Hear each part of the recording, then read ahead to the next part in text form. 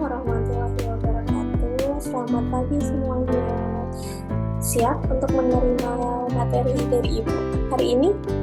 Ibu search dulu ya.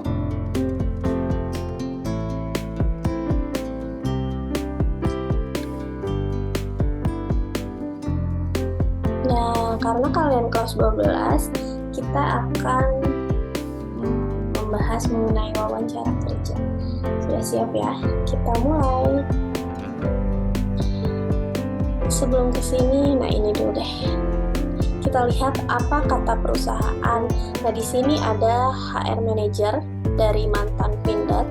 Sekarang dia ini di perusahaan telekomunikasi Jepang. Namanya Irwan Abahtia. Nah, di sini menurut Pak Irwan ini banyak anak SMK yang gagal saat wawancara. Kita lihat alasan yang pertama ya. Yang pertama, jika ditanya hanya menjawab 1-2 patah kata saja atau maksimal 1 kalimat. Misalkan, apa kelebihan Anda? Dan banyak anak SMK itu yang menjawab, saya pekerja keras. Sudah aja. Tanpa ada penjelasan dan keterangan yang lebih lanjut. Yang kedua, minder, tidak percaya diri, tidak berani menatap lawan bicaranya. Biasanya dari kebanyakan anak SMK menurut Pak Irwan ini. Yang selanjutnya, tidak mengerti tentang pekerjaan yang dilamarnya. Misalkan, tahu nanti kamu kerja apa? Jawabannya tidak tahu. Gitu. Makanya banyak yang gagal. Yang keempat, tidak memiliki informasi mengenai perusahaan kami. Jadi hanya sebatas ngelamar aja, apply aja lamaran. Ketika wawancara, kalian nggak tahu perusahaan apa ini, bekerja di bidang apa, gitu. Ya, ini ada 7 pertanyaan yang biasa dilontarkan oleh HRD. Yang pertama, perkenalkan diri Anda, itu udah standar lah ya. Kalian bisa menjelaskan diri kalian, tapi nggak usah sedetail mungkin, nggak usah kalian bilang adik ada berapa, segala macam, nggak usah. Yang penting aja nama, umur, lulusan dari mana, sama jurusan apa gitu. Kalau misalkan tempat tinggal boleh disebutkan, tapi nggak usah selengkap itu ya. Nggak usah sampai RT RW-nya kalian sebutkan, nggak usah. Yang kedua, apa yang Anda ketahui tentang perusahaan ini? Nah, jelas kayak tadi yang menurut Bapak Irwan ini tidak memiliki informasi mengenai perusahaan kami. Jadi ketika kalian ditanya tentang perusahaan harus tahu gitu. Jadi kalian sebelum wawancara itu kalian searching dulu perusahaan yang kalian lamar ini di bidang apa, biasanya ngapain aja gitu. Ya. Nah, ini nyambung ke poin yang nomor 3. Posisi apa yang Anda lamar dan mengapa Anda melamar posisi ini. Jadi kalian harus tahu dulu nih, ketika kalian nanti mau datang ke tempat interview, kalian harus sudah tahu kalian ini posisi apa. Apakah kalian posisinya sebagai kalau di TKJ itu teknisi misalkan ya, kalian melamar teknisi, terus kenapa kalian melamar ke posisi teknisi itu. Jadi jangan sampai kalian nggak tahu Pak, nggak tahu. Jadi jangan banyak nggak taunya ya. Yang keempat, jelaskan tentang kemampuan akademis dan non-akademis yang Anda miliki. Kalau akademis ini sudah jelas dari mulai kemampuan kalian ya, apalagi anak-anak SMK. Kalau misalkan anak-anak SMK nggak tahu basic tentang jurusan kalian, wah, ya kacau. Kalau yang non-akademis, biasanya kalau kalian sebelum interview, kalau kalian sudah ikut seminar boleh, apalagi pelatihan itu lebih bagus. Kalau misalkan kalian nggak punya nih, cuman punya non-akademis, misalkan punya prestasi di bidang lain selain sekolah, misalkan ya, selain nilai rapot, yang lain boleh kalian sebutkan ya. Dari saya aktif di organisasi OSIS, misalkan sebagai sekretaris atau sebagai ketua OSIS, boleh kalian sebutkan ya. Jadi kalau yang akademis kalian lebih ke misalkan pembelajaran jurusan ya, seperti pembelajaran produktif, kalau non-akademis, ya prestasi yang lain ya. Yang selanjutnya, yang kelima, jelaskan tentang kelebihan kamu. Nah, biasanya nggak cuma kelebihan aja, tapi ditambah sama kekurangan. Jadi jangan kayak tadi, hanya menyebutkan saya pekerja keras. Nah, jangan kayak gitu, tapi kamu harus kasih penjelasan. Misalkan, saya orangnya teliti, Pak. Kenapa? Karena saya senang memperhatikan hal-hal detail. Kalau nggak, saya senang bekerja sebaik mungkin gitu. Makanya saya suka cross-check lagi pekerjaan yang saya lakukan gitu. Bisa gitu. Ya, jadi harus ada kata penyerta, jangan cuma saya teliti, udah aja. Nah, biasanya HRD nggak suka yang kayak gitu ya.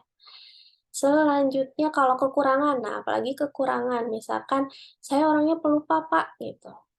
Kalau saya orangnya pelupa, biasanya saya prepare-nya menyiapkan catatan, apa yang sudah saya lakukan, apa yang akan saya lakukan ke depannya di note kecil gitu, biar saya nggak lupa ke depannya. Nah, itu dijelaskan sama kalian. Nah, biasanya HRD-nya suka. Gitu, ya. Yang selanjutnya, apa rencana masa depan kamu nih? Biasanya ditanya, jenjang karir yang kalian harapkan di perusahaan yang kalian lamar itu pengen jadi apa? Apakah misalkan saya ingin, eee, jadi manajer suatu saat nanti ke depannya, saya ingin jenjang karir saya di perusahaan ini, lebih baik atau meningkat, gitulah. Pokoknya dijelaskan lah kalian pengennya apa, gitu. Yang terakhir, kalau dari poin 1 sampai poin 6, kalian bisa membuat hati HRD-nya tertarik sama kalian, biasanya maju ke poin yang ketujuh, gitu. Tapi ini juga pertanyaan simpel, berapa gaji yang diminta, tapi bisa menjebak juga, gitu. Kalau misalkan kalian fresh graduate, nggak usah muluk-muluk, saya ingin gaji sekian sekian sekian, nggak usah dulu, tapi biasanya standar di perusahaan Bapak seperti apa untuk lulusan fresh graduate misalkan gitu. Saya harapkan maksimal mungkin yang bisa saya dapatkan, bisa gitu. Kalau nggak, boleh, sesuai UMR Garut saja, misalkan kayak gitu. Jadi jangan terlalu, tinggi ekspektasi kalian mengenai gaji ya, biasanya nggak diterima. Ini sudah. Nah, Ibu membuatkan checklist sebelum wawancara untuk latihan kita ke depannya, dari mulai sebelum wawancara, menjelang wawancara, saat wawancara, dan juga setelah wawancara. Gitu. Kita lihat dulu sebelum wawancara. Apa sih yang harus kalian siapkan sebelum wawancara? Yang pertama, kalian harus punya catatan lengkap, waktunya kapan, tempatnya di mana, nama si HRD yang akan kalian temui itu siapa, gitu. Jadi jangan sampai ketika kalian datang ke perusahaan, kalian nggak tahu mau ketemu siapa, lupa lagi, datang aja mau wawancara, jangan seperti itu ya. Nah, yang kedua, siapkan kelengkapan dokumen. Kan kalian membuat surat lamaran itu sudah jelas dengan lampirannya. Nah, itu kalian siapkan ya, dari mulai surat lamaran, CV, ijazah kalian, fotokopi ijazah. Terus yang selanjutnya yang ketiga itu bawa kartu identitas. Kalau kalian sudah 17 tahun, sudah punya KTP, boleh kalian lampirkan kartu identitasnya ya. Nah, yang keempat ini datang 15 menit sebelum waktu perjanjian wawancara. Biasanya ini untuk prepare kalian biar nggak kelihatan deg-degan. Kalau kalian datangnya pas waktu atau malah terlambat, biasanya kalian deg-degan, dan biasanya nggak fokus. Sayang juga ya. Nah, yang kelima ini mematikan suara handphone sebelum sebelum wawancara. Bisa di silent, bisa dimatikan, pokoknya jangan sampai mengganggu ketika wawancara, karena itu etika. Selanjutnya, yang paling standar itu penampilan kalian harus rapih dan juga bersih. Jadi jangan sampai kalian datang untuk wawancara tapi masih memakai kaos dan juga celana jeans, apalagi pakai sendal. Ya, cobalah posisikan kalian itu sebagai orang yang siap untuk bekerja harus rapi. Selanjutnya, menjelang wawancara nih, ada yang harus kalian perhatikan. Ini simple, tapi etika yang lumayan bisa bikin si HRD-nya tertarik sama kalian ya. Yang pertama, jangan lupa untuk mengetuk pintu. Kalau misalkan kalian mau masuk ke ruang wawancaranya, ruang interviewnya. Kalau misalkan nggak ada pintu, ya nggak usah ketok pintu juga. Yang kedua, wajah ramai. Jangan sampai memperlihatkan kalian tuh benar-benar nervous banget gitu. Berikan senyuman terbaik untuk HRD-nya ya di waktu interview.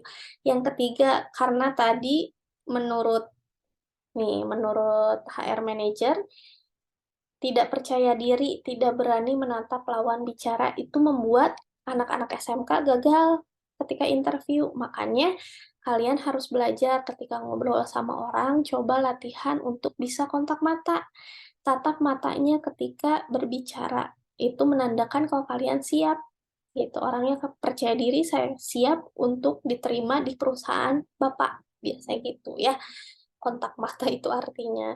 Nah, jangan lupa juga untuk jabat tangan. Ya, kalau kalian datang, jabat tangan, selamat pagi atau enggak selamat siang, itu bisa ya. Nah, ini yang kadang lupa, etika terakhir nih ya. Etika yang terakhir ini simple tapi suka lupa. Kalian minta izin duduk sebelum dipersilahkan.